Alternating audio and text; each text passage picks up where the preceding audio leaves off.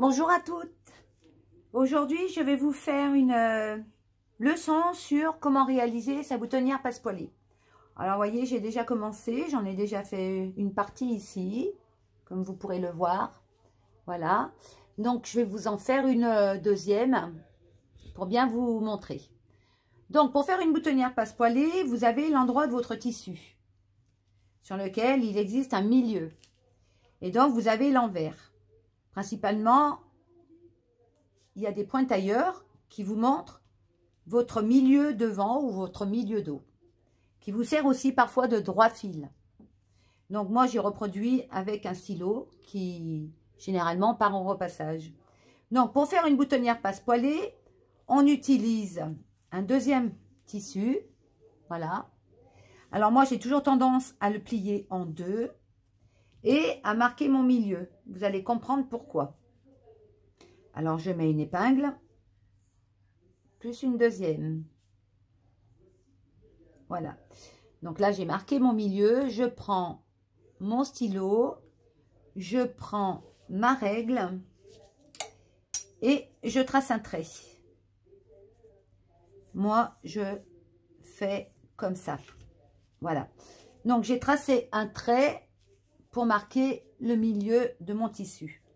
Alors, je vais me mettre un petit peu plus bas parce que chaque boutonnière a des distances. Là, je vais me mettre à 5. Voilà. Donc, je vais prendre un diamètre de bouton de 2 cm. Donc, je vais me mettre, même 2,5 on va prendre. Allez, donc je vais me mettre 0,5 mm avant le milieu et 2 cm et demi, c'est ici. Voilà. Donc là, vous avez le diamètre de votre bouton. D'accord? Je vais placer mon tissu où j'ai marqué mon milieu sur le milieu ici de ma boutonnière. Voilà. Et là, je vais épingler. Comme ceci. Et comme ceci. Voilà, là, j'ai bien épinglé. D'accord? Donc là, c'est épinglé. Donc voilà. Ce qui fait que ça me donne de l'autre côté la même valeur. J'ai retourné, hein, je suis sur le dos. Voilà. Donc, une fois qu'on a bien repéré, voilà, on a tout bien repéré, on a tracé sur l'envers, c'est ici. Voilà. Donc, une fois qu'on a fait ça, on maintient son tissu correctement de part et d'autre. On va sur sa machine à coudre et on va piquer en respectant ici 0,3 mm. Voyez, il faut que ça forme correctement le contour de votre boutonnière. Je vais vous montrer un petit peu plus près si toutefois on ne voit pas trop. Donc je vais piquer ma boutonnière.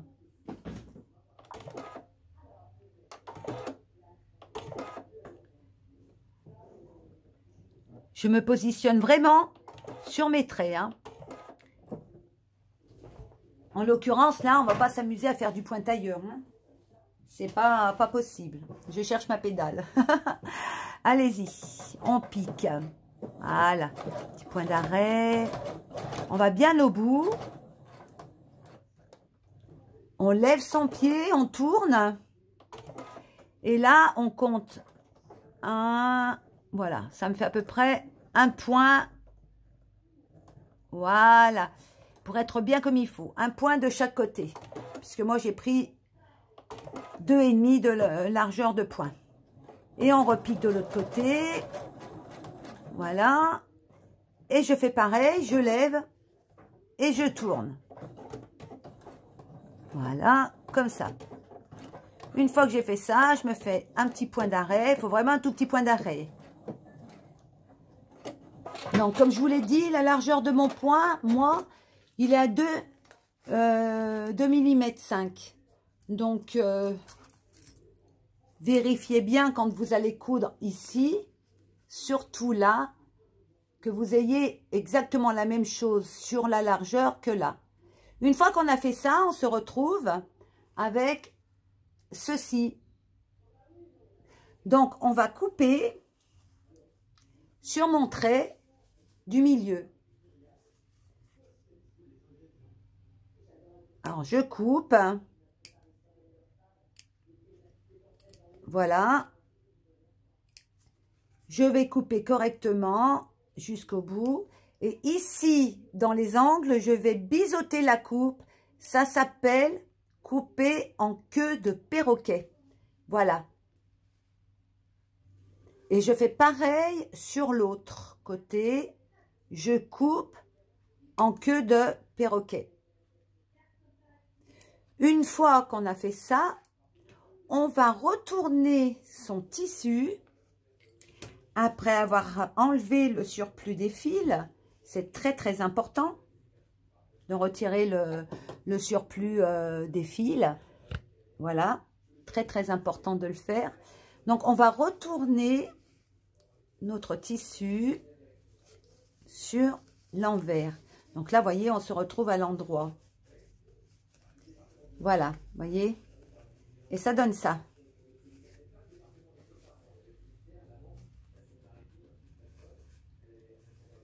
Bien fait. Correctement. Mes angles sont bien marqués. Donc là, maintenant, on va faire le pli de la boutonnière passe-poilée. Alors, on prend son tissu à l'envers. On forme un petit pli comme ceci. On épingle pour maintenir ce petit pli.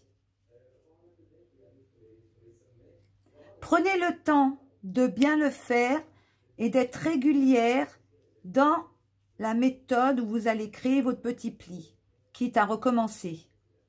Voilà, par exemple, moi là, je vais retourner, je vais regarder. Eh bien, je m'aperçois que mon petit pli n'est pas régulier de partout, j'hésite pas.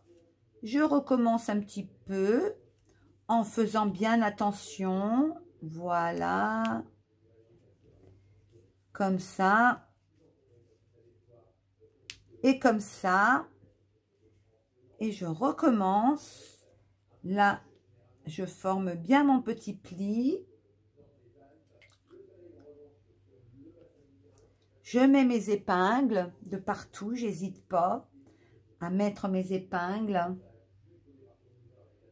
C'est important. Voilà. Et je retourne et je m'aperçois. Ouh, mais qu'elle est belle cette boutonnière passe-poilée. Regardez ça un peu. Elle n'est pas jolie, ma boutonnière? Ça va, je suis bien contente. Pour moi, elle est nickel, elle est belle. Alors, pour maintenir tout ça, on prend un fil avec une aiguille et on va piquer tout autour. Alors, je vais chercher mes aiguilles. Voilà. Alors, je prends une aiguille.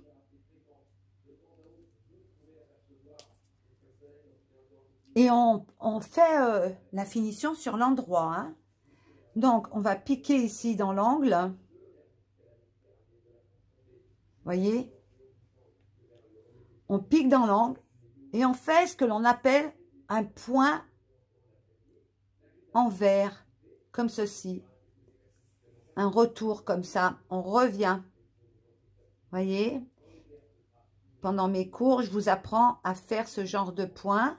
N'hésitez pas. Voilà, on va faire ça tout le tour.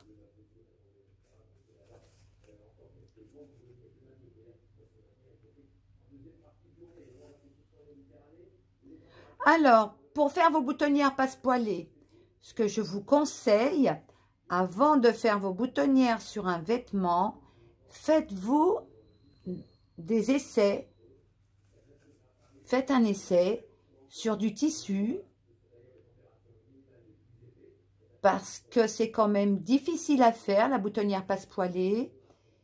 Et c'est dommage de se lancer tout de suite sur son vêtement. Moi, je vous conseille de le faire avant sur un petit bout de tissu. Et quand vous avez bien maîtrisé le sujet, eh bien là, lancez-vous. Voilà. Donc, la boutonnière passepoilée, vous pouvez, par exemple, sur un manteau, les personnes, elles utilisent le même tissu, généralement. Mais si vous avez envie de vous faire des boutonnières passepoilées en simili-cuir, n'hésitez pas, vous pouvez. Sur les robes, c'est pareil. Vous n'êtes pas obligé de faire dans le même tissu. Vous pouvez choisir un tissu uni. Voilà, vous voyez, moi j'arrive à la fin de mon tour. J'ai fait le point en vert. Je vais donc terminer, faire un petit point ici, voilà, pour bien terminer ma boutonnière. Allez, on enlève les épingles, on n'en a plus besoin, puisque j'ai tout tenu. Voilà, c'est fait, c'est cousu, c'est tout beau. Je coupe, j'enlève mon épingle. Alors, n'oubliez pas, il va falloir repasser, hein, que ce soit toujours bien à plat. Alors, vous avez vos ciseaux et là, vous dégarnissez les coutures. Parce que, autrement, ça fait trop épais. Imaginez-vous que vous ayez 5 à avoir peut-être des fois 10 boutonnières à faire. Ça fait quand même pas mal d'épaisseur, hein. Alors, n'oubliez pas, on dégarnit. Et une fois que l'on a tout bien repassé, une fois que votre travail est tout propre, voyez, à l'envers, à l'endroit, eh bien, votre boutonnière est terminée. Donc, n'hésitez pas, faites-vous des petits, comme ça, carrés, sur lesquels vous pouvez faire vos essais. Voyez, moi, j'ai un petit carré de 20 cm à peine. Et puis, ben, j'imagine un milieu de vent, je me crée ma boutonnière. Ça me donne aussi l'idée du diamètre de mon bouton, par exemple. Et n'hésitez pas à le faire. Vous voyez, celle-ci, elle est un petit peu plus large. Si j'avais fait le retour, elle aurait été un petit peu plus large, un petit peu plus grosse au niveau du passepoil, vous voyez. Donc, n'hésitez pas à tenter de faire vos petits ateliers vous-même. Après votre travail, ça détend, vous ne vous posez pas trop de questions, vous faites ça. Et puis, vous verrez qu'en faisant des petits essais comme ça, vous allez vous en sortir. Eh bien, j'espère que cette vidéo vous aura été utile. Comme d'habitude, si vous avez des questions sur ce travail, vous pouvez me contacter via ma page professionnelle ou mon adresse mail professionnelle. Et bien sûr, je répondrai à vos questions. En attendant, je vous souhaite de passer une très bonne journée et je vous dis bonne couture.